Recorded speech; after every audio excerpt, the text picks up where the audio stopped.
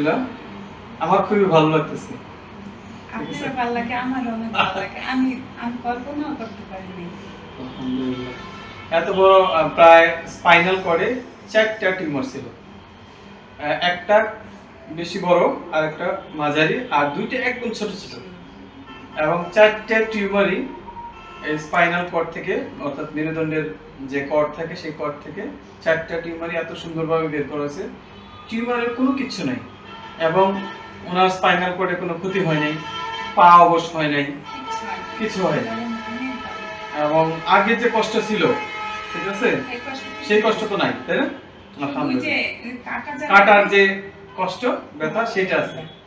এটা আল্লাহর কাছে শুকরিয়া আসলে, ঠিক আছে। কারণ যখন রোগী সুস্থ হয় তখন সার্জনেরও ভালো লাগে।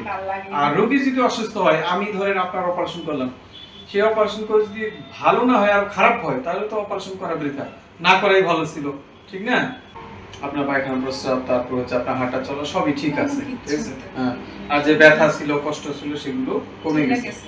অপারেশন করছি গতকাল রাত্রে, আজকে মাত্র একদিন, অর্থাৎ 24 ঘন্টা হয়েছে আর কি, ঠিক আছে। আপনি একটু কষ্ট করে হেঁটে দেখেন তো, একাই হাঁটেন,